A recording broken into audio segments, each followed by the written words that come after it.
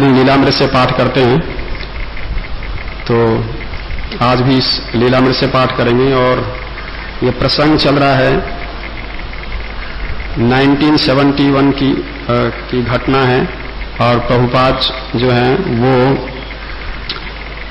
मायापुर में जो अभी मंदिर बन रहा है उसके जमीन के सौदे के लिए उन्होंने अपने 2 डिसाइपल्स को भेजा था, तमाल कृष्ण महाराज और बलिमर्दन महाराज को। और पहले तो वो जो जमीन है जहां पर अभी मंदिर बन रहा है, और 9 बीघे का एक टुकड़ा था जो एक शेख बंधुओं के पास था जो मुस्लिम थे, और पहले तो वो बेचने को तैयार नहीं थे। जब बाद में बेचने को तैयार है तो उन्होंने बहुत ऊंचा पैसा मांगा, तो प्रभुपाद ने छोड़ दिया पहली बार में। फिर दोबारा जो है कलकत्ता आकर के प्रभुपाद ने अपने एक जो वकील डिसाइपल थे, शायद डिसाइपल नहीं, प्रभुपाद के जान पहचान वाले एक वकील थे, उनको भेजा। तो उन्होंने वहां पर सौदा कर लिया उस जमीन का 9 बीघे का 14,500 रुपये में। और उसके बाद प्रभुपाद ने अपने 2 डिसाइपलों को भेजा कि वहां जाकर सारी कागजी कार्रवाई करके आए ताकि वो जमीन जो है वो इस्कॉन के नाम हो सके। तो अभी जो ये प्रसंग चल रहा है कि 6 दिन हो गए हैं और वो जो डिवोटी वापस नहीं आए। इनको इतना समय नहीं लगना चाहिए था, क्योंकि प्रभुपाद का जो बैंक अकाउंट था वो कृष्णा नगर में था, जो कि मायापुर के बिल्कुल पास में है। तो प्रभुपाद ने कहा था आप जो पैसे हैं वहीं से विथड्रॉ करके और उसको पूरी कागजी कार्रवाई करके फिर आप वापस आ जाइए। परंतु 6 दिन लग गए इस काम को करने में। और 6वें दिन की रात में प्रभुपाद आधी रात को अकेले कमरे में बैठ के जो है वो सोच रहे हैं, और थोड़े चिंतित भी हैं कि आशंकित भी हैं कि क्या हुआ कि 6 दिन हो गए। और यही बार बार सोच रहे हैं कि 6 दिन तो लगना नहीं चाहिए किसी भी तरह से। क्या पैसे छीन लिए उनके, कहीं डकैती तो नहीं हो गई, शिष्यों पर कोई मुसीबत तो नहीं आ गई। प्रभुपाद के मन में बहुत कई तरह की जो हैं वो आशंकाएं हैं। प्रभुपाद खुद ही प्रकट कर रहे हैं इस चीज को कि उनके मन में बहुत सारी की आशंकाएं थी कि क्या हुआ, 6 दिन क्यों लगे। और इस तरह से जो है वो प्रभुपाद अकेले कमरे में बैठे हुए चिंतित हो रहे हैं। तो थोड़ी देर बाद वहां जो है वो कभी चूहे के कुतरने की आवाज आ रही है, कभी एक छोटी रात बिल्कुल डेड आवर्स ऑफ नाइट है। तो और केवल प्रभुपाद जो है जाग रहे हैं, बाहर एक ब्रह्मचारी सो रहे हैं। और इसमें लिखा हुआ है कि दीवार के भीतर चूहे, बरामदे में खराटे भरता एक ब्रह्मचारी, और दूर की सड़क पर लाठी ठोकता गश्त लगाता हुआ एक चौकीदार। केवल इन 3 की आवाज आ रही थी।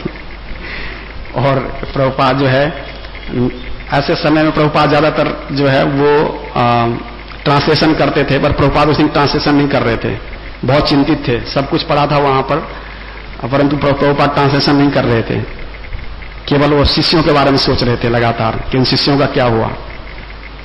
तो उसी समय क्या हुआ कि थोड़ी देर के बाद में जो है एक बरामदे में किसी के चलने की आवाज आई। तो प्रभुपाद ने पूछा कि कौन है, तो तमाल कृष्ण महाराज थे जो उसी समय जो है वहां आए थे। विषय में उतनी रात को जो है तमाल कृष्ण महाराज और बलिमर्दन महाराज दोनों वापस आ गए थे। और प्रभुपाद को जो है उन्होंने रिपोर्ट दिया था कि ये जो जमीन है वो अब आपकी हो गई है।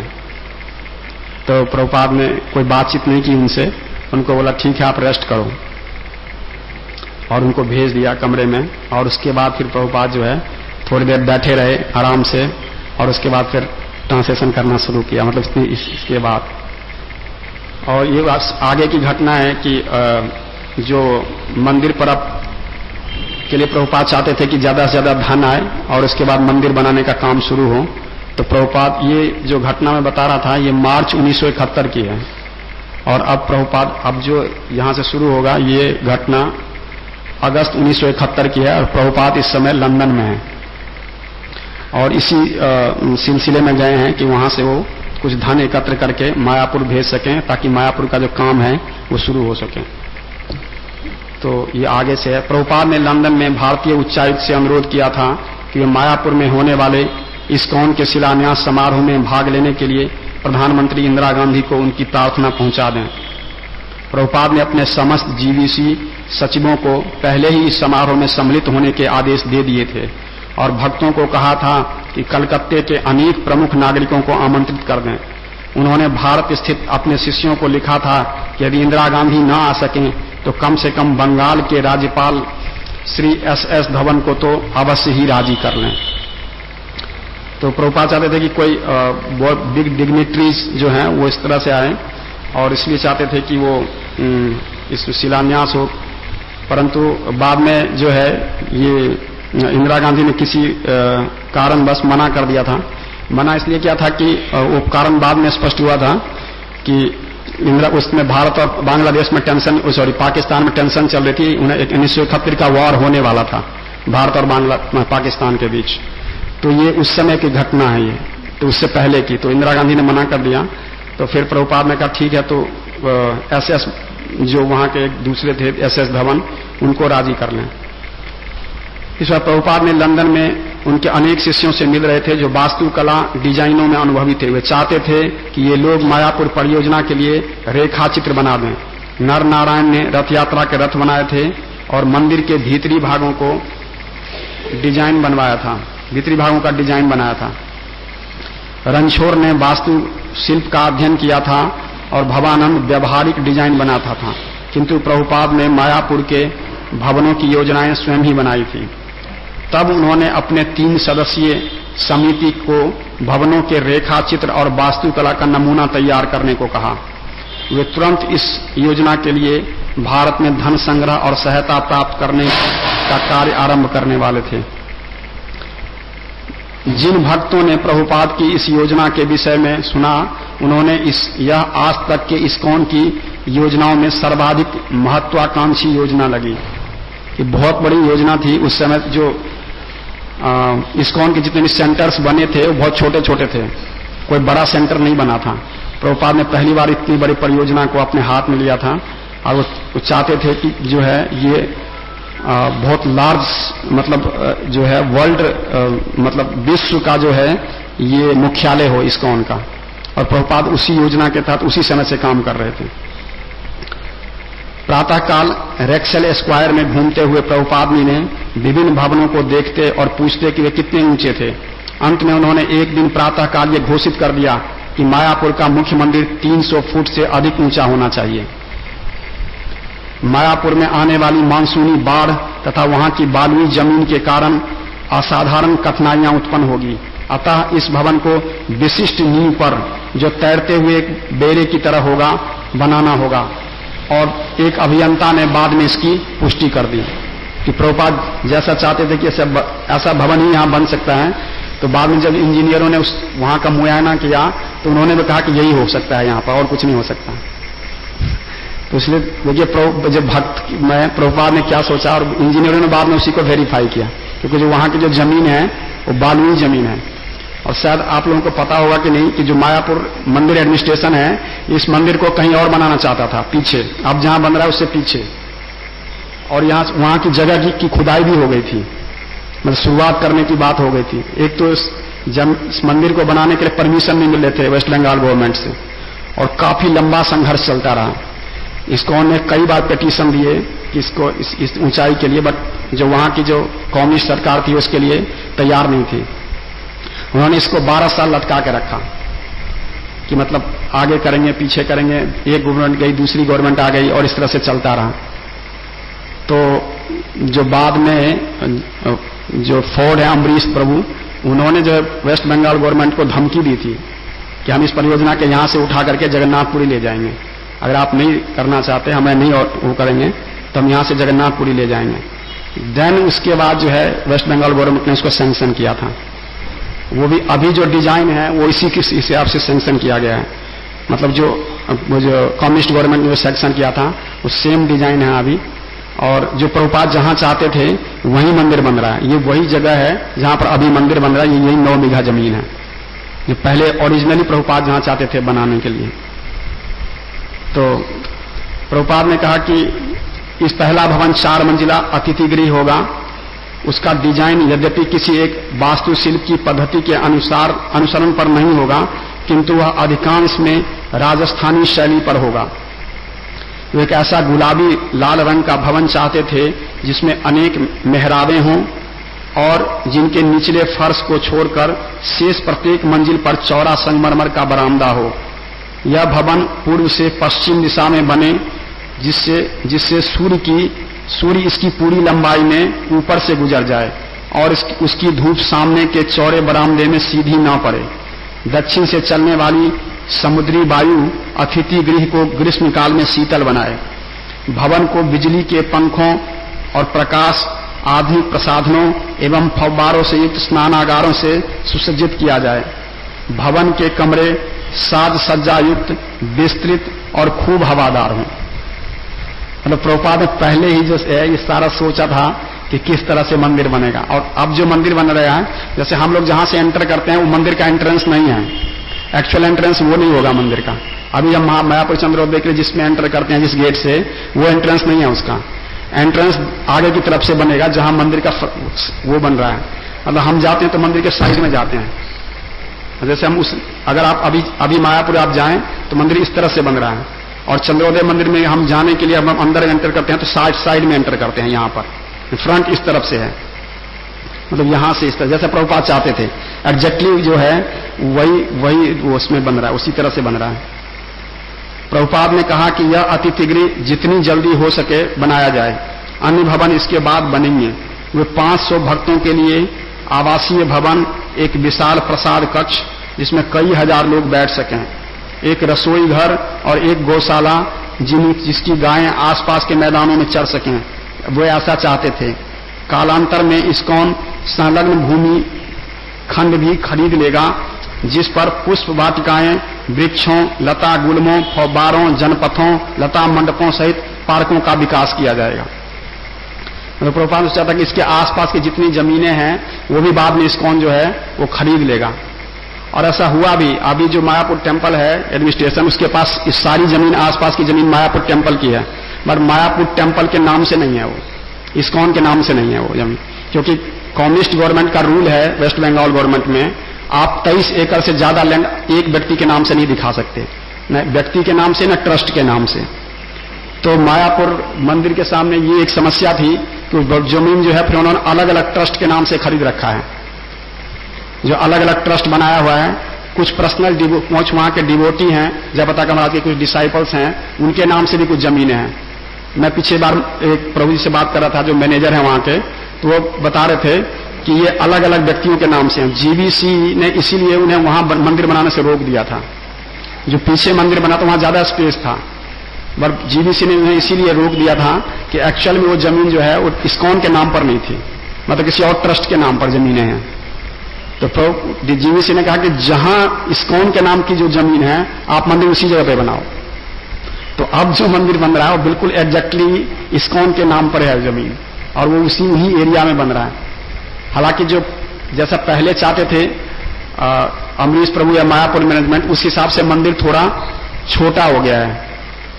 श्री राधा राधिका भगवान की, श्री कृष्ण बलराम की, श्री गौर निताय की, श्री जगन्नाथ बलदेव सुभद्रा महारानी की। परंतु फिर भी जो है उन्होंने इसके हाइट को जो है एज इट इज रखा है, तो इसका कमी जो है वो हाइट में पूरा करेंगे, जो उनका स्पेस की वजह से, क्योंकि वहां ऑलरेडी बहुत सारे बिल्डिंग्स बन चुके हैं और वहां ज्यादा स्पेस नहीं है बनाने के लिए। विशाल मायापुर चंद्रोदय मंदिर जो मुख्य भवन होगा उसे 300 फुट से कम ऊंचा नहीं होना चाहिए था, जिसमें कई करोड़ डॉलर की लागत आनी थी। प्रभुपाद के वर्णन से वास्तुशिल्पकार और भक्तजन सभी चकित थे। यह भवन तो संयुक्त राज्य अमेरिका के राष्ट्रपति कैपिटल हॉल या सेंट पीटर्स गिरजाघर से भी अधिक शानदार होगा, जो कि अमेरिका का सबसे बड़ा वो है चर्च है। ये सेंट पीटर्स गिरजा चर्च ये सबसे बड़ा है, और कैपिटल हॉल जो जिसको हम व्हाइट हाउस के नाम से जानते हैं, यह अमेरिका के राष्ट्रपति भवन है ये। तो ये कह रहे हैं इससे भी बड़ा होगा जब मायापुर मंदिर बनेगा। तो भक्तों को बड़ा आश्चर्य लग रहा था, ये इतना धन कहां से आएगा, कौन बनाएगा इसको।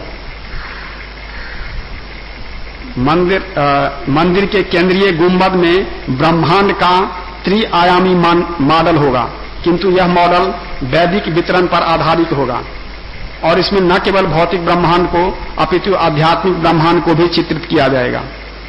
ये पूरे मंदिर के अंदर का डिजाइन की बात हो रही है। मुख्य हॉल में प्रविष्ट होने पर कोई भी व्यक्ति ऊपर की ओर देखने पर समस्त लोगों को वैसे ही चित्रित देखेगा जैसा कि श्रीमद् भागवतम में वर्णन है।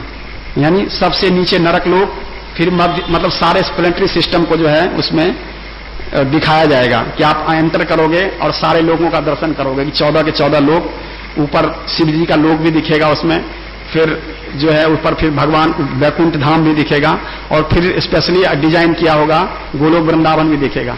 ये मंदिर में केवल एंटर करने से जो है ये सब कुछ दिख जाएगा। मुख्य हॉल में प्रविष्ट होने पर उसके बाद जो है वो पृथ्वी स्थित होगी, फिर देवताओं का स्वर्गलोक, फिर भौतिक संसार का सर्वोच्च लोक ब्रह्मलोक होगा। ब्रह्मलोक के ऊपर दर्शक को शिवलोक दिखेगा, और उससे भी ऊपर आध्यात्मिक आकाश या ब्रह्म ज्योति दिखेगी। ब्रह्म ज्योति के ऊपर आध्यात्मिक तेज के भीतर स्वतः प्रकाशित वैकुंठ लोक दिखेंगे, जिनमें शाश्वत मुक्त जीव निवास करते हैं। इन सब के ऊपर जो है वो कृष्ण रूप जो है कृष्ण लोक होगा, जहां ईश्वर अपने मूल शाश्वत रूप में अपने अत्यंत विश्वास पात्र भक्तों के साथ लीला कर रहे होंगे। ये मायापुर मंदिर का जो है वो डिजाइन प्रभुपाद ने पहले ही दे दिया था कि मतलब किस तरह से मंदिर होगा और क्या क्या उसमें जो है वो करना होगा। बाद में जो भी जितने भी इंजीनियर हुए जो मायापुर मंदिर का जिन्होंने डिजाइन किया है, वो सारे बाद में इसी कंसेप्ट को लेकर उन्होंने डिजाइन किया है कि अपने हिसाब से नहीं, पहले आप ऐसे बना लो फिर ऐसे ऐसे कर, नहीं, पहले कंसेप्ट उनके सामने रखेगी ये चीजें ऐसी होनी है, उसके बाद आप इसको डिजाइन करो। तो उसको फिर उस हिसाब से जो है डिजाइन किया गया है। मंदिर में एक लघु महल भी होगा, जिसमें राधा तथा कृष्ण के अर्च विग्रह होंगे, जो रेशमी वस्त्रों तथा चांदी, सोने और रत्नों के स्तंभों से घिरे होंगे। मायापुर चंद्रोदय मंदिर तथा मायापुर नगर इस्कॉन के विश्व मुख्यालय होंगे। लेकिन दुनिया के ऐसे अज्ञात भाग में वास्तुशिल्प का यह कल्पित आश्चर्य क्यों? प्रभुपाद ने इसकी व्याख्या यह क्या कर दी।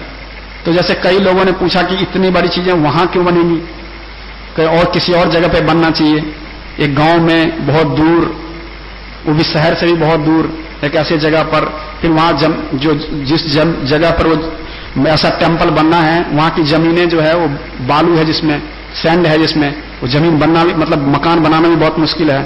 तो प्रभुपाद ने इसका उत्तर दिया था कि मायापुर वास्तव में अज्ञात नहीं है, वह केवल सांसारिक दृष्टि से लगता है। सांसारिक दृष्टि से जो केंद्रीय होता है वही दूर प्रतीत होता है। आत्मा और अगला जीवन दूर प्रतीत होते हैं, जबकि देह और इंद्रिय सुख केंद्रीय लगते हैं। देह और इंद्रिय सुख पास में है इसलिए केंद्रीय लगते हैं, जबकि आत्मा और जो अगला जीवन है दूर प्रतीत होता है। मायापुर में मानव बोध मंदिर की स्थापना करके श्रील प्रभुपाद विश्व के भौतिकवादी ध्यान को वास्तविक केंद्र की ओर पुनः निर्देशित कर रहे होंगे।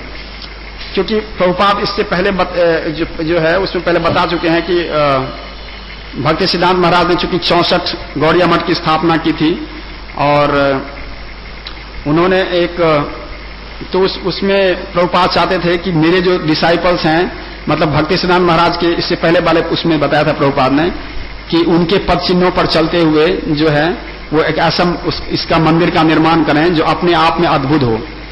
और आने वाले जो लोग हैं, ऐसा नहीं था कि प्रभुपाद ये चाहते थे कि मेरे सामने इसका निर्माण हो जाएगा। प्रभुपाद को भली भांति मालूम था कि इसको बनाने में समय लगेगा और बहुत पैसा चाहिए। तो प्रभुपाद ने ये बातें जो हैं अपने डिसाइपल्स को बताई थी कि किस तरह से वो होना चाहिए। प्रभुपाद ने ये कहने अभी उन्होंने कहा हम काम की शुरुआत कर सकते हैं अभी से, बट ये बनेगा कब, इसके लिए प्रभुपाद ने ऐसा नहीं कहा था कि अभी बन जाना चाहिए। इसमें मंदिर इस्कॉन की मायापुर परियोजना के सौंदर्य से कोई भी निष्ठावान दर्शक मोहित हो जाएगा और वह देख सकेगा कि सचमुच वैकुंठ लोक यही हैं। और मायापुर के निवासी भक्तजन हरे कृष्ण कीर्तन का गायन में निरंतर डूबे रहने और कृष्ण भावनामृत के दर्शन की विवेचना करते रहने के कारण किसी भी बुद्धिमान दर्शक को आश्वस्त कर सकेंगे कि भगवान चैतन्य महाप्रभु का उद्देश्य परम सत्य है। भक्तजन परम सत्य के दर्शन की व्याख्या करेंगे, जिससे दर्शकों को बोध हो सकेगा कि वास्तविक आध्यात्मिक सत्य जातिवादी धार्मिक मत से ऊपर है। साथ ही हरे कृष्ण का अखंड कीर्तन तथा भगवान कृष्ण की विविध सेवाओं में लगे आनंद मग्न भक्तजन यह दिखला सकेंगे कि भगवान के चिंतन का एकमात्र सीधा और सरल मार्ग भक्ति योग है। इस्कॉन की मायापुरी नगरी में रहते हुए कोई भी व्यक्ति शीघ्र ही भगवान का भक्त बन सकेगा। आनंद विभोर होकर कीर्तन तथा नर्तन कर सकेगा। श्री प्रभुपाद यह प्रदर्शित कर रहे थे कि किस प्रकार भक्ति योग के द्वारा भौतिक वस्तुओं को भी श्री भगवान कृष्ण के साथ जोड़कर संसार को आध्यात्मिक बनाया जा सकता है, और ऐसा आध्यात्मिक करामातें भौतिकवादियों की उपलब्धि को मात क्यों न दें।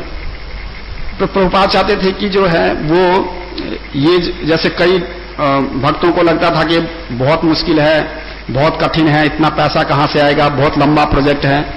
तो प्रभुपाद जो है वो ने ये उनको एक विजन दिया था कि आप इसको आगे के लिए कर सकते हो, शुरुआत अभी से करो, पर आप इसको आगे, जैसे प्रभुपाद ने इससे पहले बताया था कि भक्तों को केवल दिवा स्वप्न नहीं देखना चाहिए, कि सपने नहीं देखना चाहिए कि जो कृष्ण जो है वो उनकी सारी इच्छाएं को पूरा कर देंगे।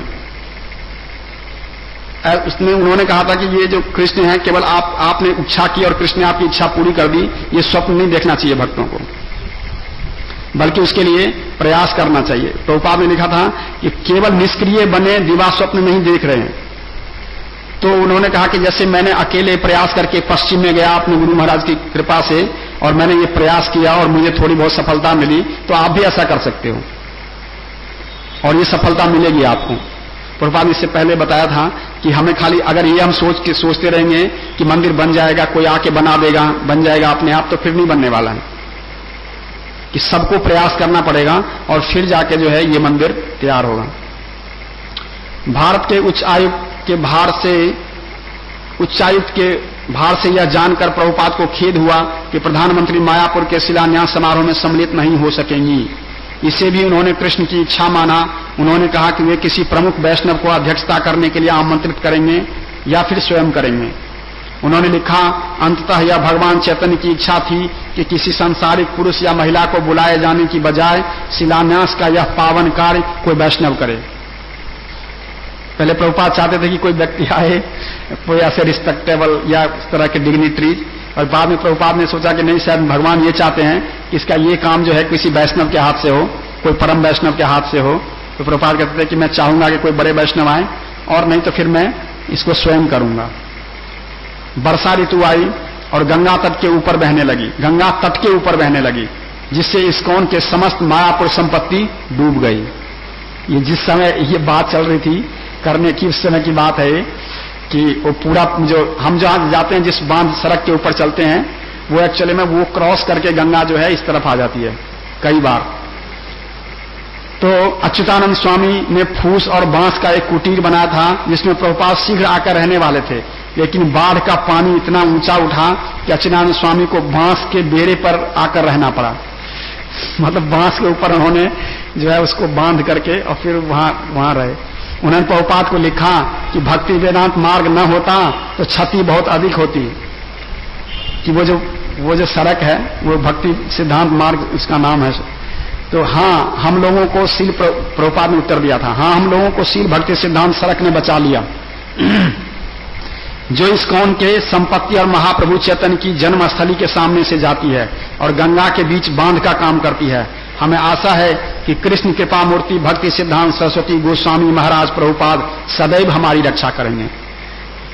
मतलब जो उन्होंने लिखा कि इस बांध से जो है इस्कॉन क्या मतलब काफी चीजें बच गई हैं, मतलब कम पानी इधर आया, तो प्रभुपाद ने लिखा कि भक्ति सिद्धांत महाराज हमें हमेशा बचाते रहेंगे, क्योंकि उन्होंने अभी भी बचाया है।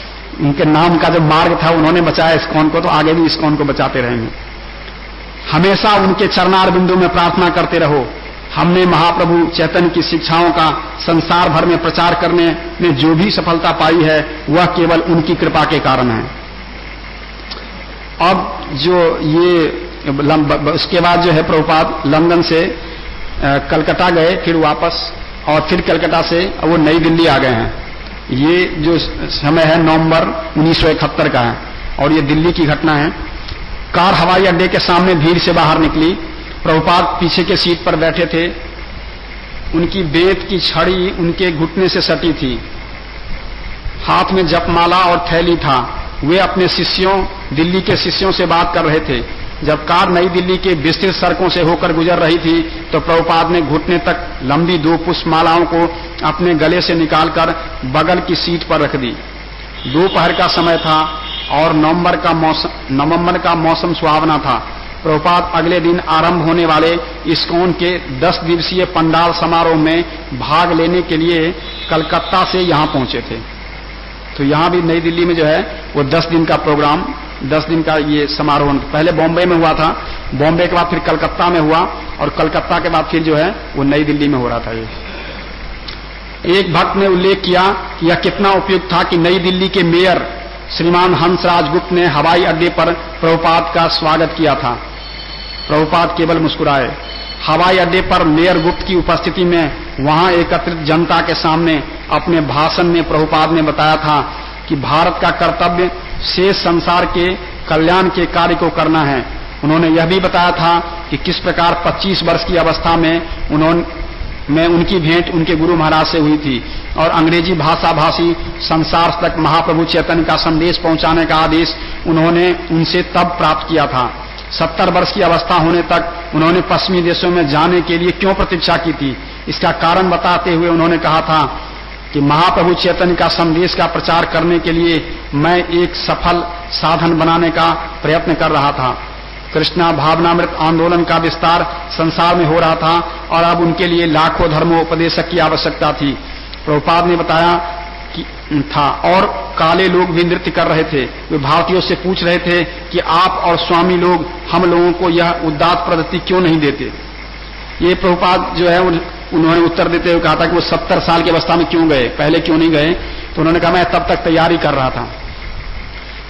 तो है प्रभुपाद ने तैयारी का क्या मतलब, प्रभुपाद ने जो है उससे पहले भागवतम के ऊपर ट्रांसलेशन किया, उसके परपर्स लिखे और कई सारे 2-3 ग्रंथों का उन्होंने वो किया था। और प्रभुपाद क्योंकि इससे पहले सोच रहे थे कि जाने से पहले कुछ तो होना चाहिए उनके पास ताकि वो वहां के लोगों को जो है वो दे सकेंगे। Back to Godhead magazine जो उन्होंने पब्लिश करना शुरू कर दिया था वो कंटिन्यू चल रहा था उस समय भी। तो प्रभुपाद के पास प्रभुपाद का इशारा इसी तरफ है कि वो इसकी तैयारी कर रहे थे उससे पहले। और जो कई अफ्रीकन या फिर जो दूसरे जो लोग थे वो भी इसमें इंटरेस्ट दिखा रहे थे उस समय भी, जो क्योंकि जो शुरुआती जो आंदोलन का दौर था उसमें केवल यूरोपियन और अमेरिकन लोग थे, सबसे ज्यादा अमेरिकन, उसके बाद में थोड़ा सा यूरोपियन लोग जुड़े थे। परंतु उसके बाद 1970 के बाद जो है वो इसमें कुछ अफ्रीकन लोग भी आने लगे। 1 महीना पूर्व अफ्रीका से लौटने के बाद दिल्ली तीसरा नगर था जहां प्रभुपाद आए थे। उनका पहला पड़ाव बंबई था जो ठीक नहीं रहा था। श्याम सुंदर प्रमादवश श्री प्रभुपाद के टीके का कार्ड नहीं लाए थे, अतः आव्रजन अधिकारियों ने भारत में प्रभुपाद का प्रवेश निषिद्ध कर दिया था और उन्हें 10 दिन के लिए मुंबई हवाई अड्डे के अस्पताल में संरोधन काल के अंतर्गत अलग रखे गए थे। ये वो इसमें एक्चुअली में जो प्रभुपाद का जो पासपोर्ट था वो रह गया था और उसमें जैसे एयरपोर्ट पर जब प्रभुपाद आए तो यहाँ के जो अधिकारी थे, इंडियन जो ऑफिसर्स थे, उन्होंने प्रभुपाद को रोक दिया और फिर प्रभुपाद को वापस बॉम्बे भेज दिया। तो बॉम्बे में प्रभुपाद जो है वहां पर एक उसके एयरपोर्ट अथॉरिटी का जो है वो एक हॉस्पिटल है, उसके साथ ही प्रभुपाद जो है वहां 10 दिन वहां रुके थे, मतलब वहां रहे थे वो। और उनके आवास में उनका आवास एक कमरे तक सीमित हो गया था जिसके बरामदे एक बगीचे की ओर खुलता था। उनका कार्यकलाप का क्षेत्र भी सीमित हो गया था। तब भी वे नाश्ते के बाद प्रातःकाल के समय श्याम सुंदर के साथ कुछ प्रमुख पाश्चात्य दार्शनिकों के विषय में संवाद में बिताते थे। श्याम सुंदर कोई विशेष दार्शनिक विचार उनके सामने रखने प्रभुपाद वैदिक दृष्टि से उनका विवेचन करते थे। जब उनके 10 दिन के सांगरोधक काल का केवल 1 दिन शेष रहा तब उन्होंने टीके का कार्ड पहुंच गया और प्रभुपाद को मुक्त कर दिया गया था। एक्चुअली में ये सिचुएशन ये है कि जैसे अगर आपके पास पूरे पेपर्स नहीं है तो ये हर देश में होता है। हालांकि प्रभुपाद का जो पासपोर्ट था वो इंडियन था, बट स्टिल जो है वो प्रभुपाद उस समय कैरी नहीं कर रहे थे उसको और वो छूट गया था किसी दूसरे देश में। तो और जो प्रभुपाद के साथ जो डिसाइपल थे श्याम सुंदर, वो उनको लाने की जिम्मेदारी थी, वो लाए नहीं थे। तो क्या होता है कि जो आप कहीं भी देखेंगे दिल्ली एयरपोर्ट के पास भी है कि एयरपोर्ट वालों का एक अलग से एक होटल होता है। ये यहाँ पर इस तरह के जो लोग हैं, इस तरह के जो, क्योंकि प्रभुपाद एक रिस्पेक्टेबल व्यक्ति थे तो वैसे तो ये लोग डिटेन कर लेते हैं ऐसे व्यक्तियों को। कि आपके पास वैलिड पेपर नहीं है, या तो डिटेन कर देंगे या वापस जहां से आया है उस देश वापस भेज देते हैं। परंतु यहां क्या हुआ कि प्रभुपाद को उन्होंने जो है वो एक साथ में उनका जो होटल था उन्होंने वहां पर रख दिया, बट रिस्ट्रिक्शन ये था कि प्रभुपाद उस कमरे से बाहर नहीं जा सकते थे, कि आप इस होटल से बाहर मत निकलिए और आप यहीं रहिए। तो 10 दिन तक जो है इस तरह से प्रभुपाद बॉम्बे के उस होटल में, अभी भी दिल्ली में भी है इस तरह का सेंटूर होटल है वो, जहां पर वो इस तरह के प्रोविजन होते हैं हमेशा के लिए। जैसे मान लीजिए कोई फ्लाइट कैंसिल हो गया या कुछ भी हो गया तो वो उनकी जिम्मेवारी है कि आपको जो है वहां शिफ्ट कर देंगे, वो कि उस होटल में आपको शिफ्ट कर देंगे फ्री ऑफ कॉस्ट, और उसके बाद जो है वो आपको फिर अगर उनके जैसे इंतजाम हो जाएगा फिर आपको जाने देते हैं। तो इससे पहले जो है 9वें दिन प्रभुपाद का वो जो है पासपोर्ट आ गया था, तुरंत ही उन्होंने कलकत्ता के लिए प्रस्थान हो गए, जहां देश प्रिय पार्क में एक कीर्तन और व्याख्यान श्रृंखला का कार्यक्रम था। वे कलकत्ता में 2.5 सप्ताह रुके और उस क्षेत्र के मध्य में जो कभी यूरोपीय साहिबों का केंद्र था अल्बर्ट रोड पर इस्कॉन मंदिर की स्थिति को बहुत पसंद किया। प्रभुपाद ने कहा था कि अब मैं साहबों को साहब निवास में फिर वापस ला रहा हूं, किंतु इस बार वे वैष्णवी रूप में आ रहे हैं, आप यह स्थान कभी न छोड़ें। तो ये प्रभुपाद भगवान के लिए एक बता रहे हैं कि जो अल्बर्ट रोड है कलकत्ता का, ये जो इस तरह का इलाका था जहां जो है वो केवल अंग्रेज लोग रहते थे, ये पॉश इलाके थे पहले के, क्योंकि दिल्ली से पहले जो है अंग्रेजों की राजधानी कलकत्ता थी। कलकत्ता दिल्ली उन्होंने राजधानी शिफ्ट किया है 15 दिसंबर 1911 को, इससे पहले जो है राजधानी वहीं पे थी। तो उस समय वो अंग्रेज लोग जो थे वहीं रहते थे उस आसपास में। तो प्रभुपाद कहते थे कि पहले यहाँ इंडियन लोगों को आना मना था, पर अब मैं साहब को ले गया, मतलब भगवान के लिए कहें कि असली साहब को यहाँ ले आया हूं, तो ये साहब जो है यहीं रहेंगे, मतलब कृष्ण के लिए। प्रभुपाद कहें कि आप यहां से इस जगह को कभी ना छोड़ें। कलकत्ते के कुछ भक्तों ने शील प्रभुपाद से शिकायत की थी कि मंदिर में बड़ी कुव्यवस्था थी और अपर्याप्त आय के कारण उनको पूरा भोजन नहीं मिलता था। जब प्रभुपाद ने मंदिर के प्रबंधकों से इस विषय में प्रश्न किया तो एक भक्त ने उत्तर दिया था कि शील प्रभुपाद, मैं केवल आपकी इच्छा का पालन कर रहा था। प्रभुपाद ने पूछा था कि क्या यह मेरी इच्छा है कि भक्तों को कष्ट दिया जाए? उन्होंने उनके मतभेदों को निपटा दिया था, बेहतर भोजन का प्रबंध करा दिया था और मंदिर के अधिकारियों के लोकतांत्रिक विधि से निर्वाचन की भी संस्तुति कर दी थी। लेकिन उन्होंने यह भी समझाकर बता दिया था कि चूंकि कृष्णा भावनामृत का प्रचार इतना महत्वपूर्ण मिशन था, इसलिए कमियां होने पर भी भक्तों को आपस में सहयोग करना चाहिए। उन्होंने कहा था कि भौतिक जगत समुद्र की तरह है, उसमें लहरों का उठना स्वाभाविक है। कलकत्ता की इस यात्रा में प्रभुपाद अपनी मायापुर की योजनाओं के बारे में बोले थे। मतलब प्रभुपाद ये समझाना चाह रहे थे कि अच्छी व्यवस्था करना मैनेजमेंट का काम जरूर है, पर अगर तब भी भक्तों को लगता है कि उनके कुछ कमी हो रही है, तब भी भगवान चैतन्य का मिशन इतना महत्वपूर्ण है कि उन कमियों का नहीं देखना चाहिए, बल्कि हमें उस मिशन में जो है तब भी उसी दृढ़ता से लगे रहना चाहिए। नर नारायण ने उस भवन का आपके अनुसार मॉडल बनाया है जिसे नए खरीदे गए भूखंड पर इस्कॉन बनाने वाला था, और प्रभुपाद ने इस मॉडल को अपने सभी अभ्यागतों को दिखाया था और उनमें सहायता करने को कहा था। इस परियोजना में प्रभुपाद की तल्लीनता को देखकर गिरिराज ने स्वेच्छा से जैसे ही जरूरत हो सहायता करने की स्वीकृति दे दी थी। गिरिराज ने कहा था कि ऐसा लगता है कि आप जो 2 चीजें सर्वाधिक चाहते हैं वे हैं पुस्तकों का वितरण और मायापुर में मंदिर का निर्माण। प्रभुपाद ने मुस्कुराते हुए कहा, हाँ धन्यवाद। जो प्रभुपाद के लिए उस समय सबसे इंपॉर्टेंट था, जो कि पुस्तकों का वितरण और मायापुर मंदिर का निर्माण, जो कि प्रभुपाद उसी समय से शुरू कर चुके थे। जब प्रभुपाद दिल्ली में श्रीमान राम निवास डंडरिया के निवास पर पहुंचे तो एक प्रतीक्षारत संवाददाता ने उनसे भेंट वार्ता की।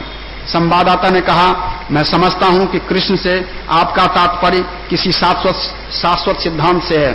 प्रभुपाद ने उत्तर दिया, मेरा तात्पर्य सिद्धांत से नहीं, अपितु आपकी और मेरी तरह के एक व्यक्ति से है। प्रभुपाद परम पुरुष के रूप में कृष्ण की व्याख्या कर रहे थे, अकस्मात सायरन बजने लगे। तो ये जो वो है स्थिति है कि प्रभुपाद वो व्यक्ति जो है वो कह रहा था कि सिद्धांत से आप मतलब भगवान को जो है ये वो एक निराकार साबित करने का प्रयास कर रहा था, जबकि प्रभुपाद ने कहा कि मैं आपके और अपने जैसे एक व्यक्ति की बात कर रहा हूं। जो कृष्ण जो हैं वो व्यक्ति हैं, और उसके बाद सायरन बजने लगा। ये वही समय है जो मैं बता रहा था, ये युद्ध का समय था और इंडिया पाकिस्तान में छोटे मोटे युद्ध शुरू हो गए थे, मतलब छोटे चीजें शुरू हो गई थी। तो क्या होता था कि जो बड़े शहर हैं, खास करके दिल्ली और ऐसे शहर जो हैं, यहां पर ब्लैकआउट कर दिया जाता है शहरों को, यानी पूरी लाइट काट दी जाती है पूरे शहर की। तो ये वही समय था। संवाददाता के घर के अन्य लोग चिल्लाने लगे ब्लैकआउट ब्लैकआउट, मतलब पूरा ब्लैकआउट हो गया दिल्ली उसी समय, जब प्रभुपाद जो है उस संवाददाता से बात कर रहे थे।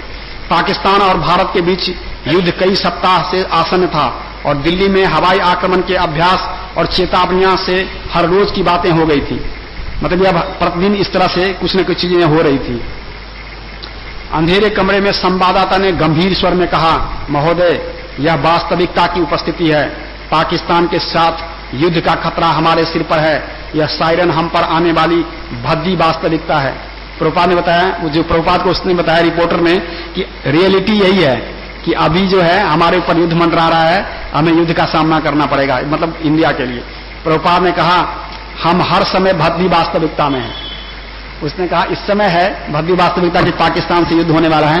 प्रभुपाद ने कहा कि हर समय हम भद्दी वास्तविकता में हैं। प्रतिदिन 24 घंटे, मान लीजिए ब्लैकआउट ना हो, तब भी यदि आप बाहर सड़क में जाएं तो निश्चित नहीं है कि आप घर वापस आ पाएंगे।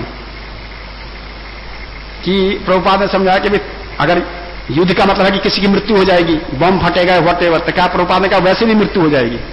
कोई व्यक्ति अगर बाहर जाता है तो गारंटी नहीं है कि घर वापस आ जाएगा शाम को। इस प्रकार आप हर समय भयानक वास्तविकता में हैं, प्रभुपाद ने और जो है गंभीरता से कहा। और आप ऐसा क्यों कहते हैं, केवल यह ब्लैकआउट ही भयानक वास्तविकता है। इस भयानक वास्तविकता का यह केवल एक आयाम है। मतलब प्रभुपाद ने कहा जो भयानक वास्तविकता है इस भौतिक जगत की, उसका ये खाली एक झलक है। ये जो ब्लैकआउट है उसका खाली एक झलक है।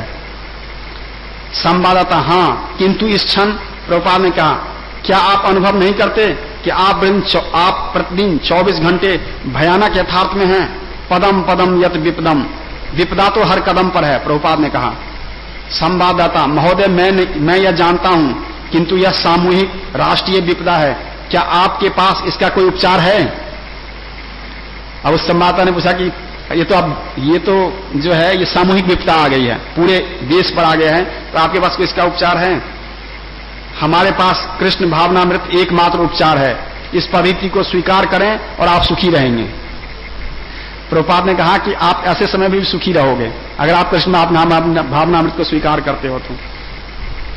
मेरी समझ में किसी को पाकिस्तान के राष्ट्रपति याहिया खां के पास जाना चाहिए। संवाददाता ने कहा कि मुझे तो ये लगता है कि किसी को जो है वो पाकिस्तान के राष्ट्रपति के पास जाना चाहिए कि ये युद्ध रोकने के लिए। लेकिन उसके पास जाने से क्या लाभ होगा? प्रभुपाद ने कहा। संवाददाता, वह हमें मार डालना चाहता है। कितनी जो वो बता रहा था कि भयानक कितना रियलिटी है, वो खुद कितना डरा हुआ व्यक्ति है। एक रिपोर्टर है, एक अखबार के लिए काम कर रहा है, और वो एक छोटे से देश पाकिस्तान जो भारत का 1/3 भी नहीं है, उससे डर रहा है कि वो हमें मार देना चाहता है।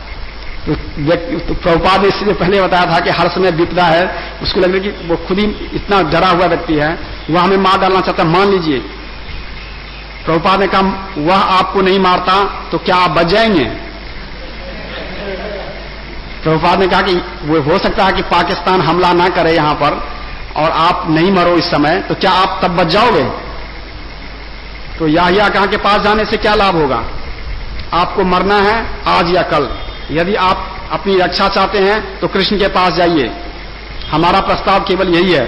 यदि आप याहिया खां के पास जाएंगे और मान लीजिए कि वह युद्ध नहीं करता, तो क्या आप यह कहना चाहते हैं कि आप अमर हो जाएंगे? याहिया खां की चापलूसी करने से क्या लाभ होगा? कृष्ण की स्तुति कीजिए जिससे आपको शाश्वत सुरक्षा मिलेगी। आप ऐसा क्यों नहीं चाहते कि अगर प्रभुपाद समझा रहे हैं कि केवल एक व्यक्ति के पास जा रहे हो थोड़े टाइम के संकट के लिए, और वो संकट जो है थोड़े समय के लिए हल कर देगा, और बाद में क्या होगा?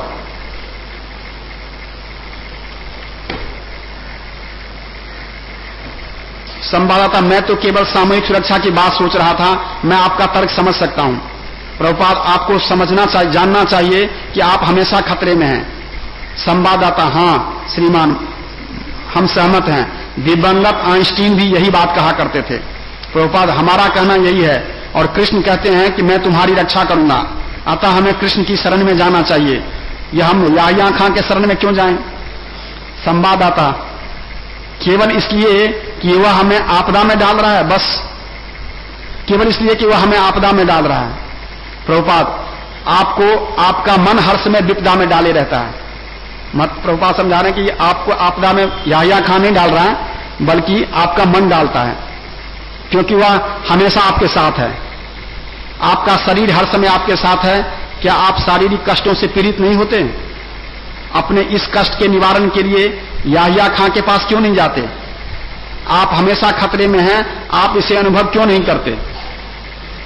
प्रभुपाद एक्चुअली इसको ये अनुभव करा रहे हैं कि आप हर समय खतरे में हो। खाली इस खतरे की बात मत करो कि भारत पर आक्रमण होने वाला है, आप हर समय खतरे में हैं, और क्योंकि वो खतरा हमारा मन उपस्थित करता है, इसलिए वो मन आपके साथ हमेशा है। तो मन और शरीर से जो है हमें कष्ट मिलता है। तो प्रभुपाद कह रहे हैं शरीर भी आपके पास है, मन भी आपके पास है, और दोनों से खतरे हैं, क्योंकि आपको जो है कष्ट मिल रहा है उनसे। ये लक्षण मात्र हैं। लोग मर्ज का केवल अधूरा उपचार करते हैं, हम उन्हें सर्वोत्कृष्ट उपचार बता रहे हैं। यही अंतर है। अधूरे उपचार से आप चंगे नहीं होंगे, आपको संपूर्ण उपचार चाहिए। तो प्रभुपाद ने कहा कि अधूरे उपचार से व्यक्ति ठीक नहीं होगा, उसका ठीक इलाज नहीं होगा, तो उसका जो है पूरा उपचार चाहिए। जन्म कर्म च मे दिव्यम एवं यो वेति तत्वतः त्यक्त्वा देहम पुनर्जन्मम नैति मामेति सो अर्जुन। जन्म मरण की पुनरावृत्ति उपचार नहीं है, हम वही चाहते हैं। कृष्ण भावनामृत का यही लाभ है। यम प्राप्ति न निवर्तन्ते तद्धामम परमम मम। यदि आप कृष्ण के पास जाएं तो आपको पुनः इस भौतिक संसार में वापस नहीं आना होगा। संवाददाता, मेरा प्रश्न बहुत सिद्धांतिक था। मान लीजिए 100 शुद्ध साधु कृष्ण चेतना युक्त लोग ध्यान लगा रहे हैं या परस्पर विचार विनिमय में लगे हैं, और कोई आता है और एक बम फेंक देता है। उस रिपोर्टर ने जो है प्रभुपाद से प्रश्न किया कि जो है कोई 100 भक्त जो है शुद्ध भक्त माला कर रहा है, कहीं आपस में विचार विमर्श कर रहे हैं, वहां आकर किसी ने बम फेंक दिया तो जो कृष्ण चेतना से युक्त है वो बमों से भयभीत नहीं होते। प्रभुपाद ने उत्तर दिया, जब वे बम को आता देखते हैं तो वे सोचते हैं कि कृष्ण की इच्छा थी कि बम हमारे ऊपर आकर गिरे। कृष्ण चेतना वाला व्यक्ति किसी चीज से नहीं डरता। भयम द्वितीयम अभिनिवेशतः स्यात्। जैसे ऐसी धारणा हो कृष्ण के बाहर भी किसी चीज की अस्तित्व हो सकता है, वह भयभीत होता है। प्रभुपाद ने कहा कृष्ण के बाहर किसी चीज की अस्तित्व है ही नहीं। दूसरी ओर जो जानता है कि हर वस्तु कृष्ण से आती है, उससे भयभीत होने का कोई कारण नहीं है, उसे भय नहीं लगेगा। बम आ रहा तो वह कहता है कि कृष्ण आ रहे हैं। भक्तों का यही दृष्टिकोण होता है, वह सोचता है कृष्ण मुझे बम से मारना चाहते हैं। ठीक है, मुझे मरना ही है, मुझे मरना है, यही कृष्ण भावनामृत है कि भगवान चाहते हैं कि मैं मरूं तो मैं ऐसे ही मरूंगा।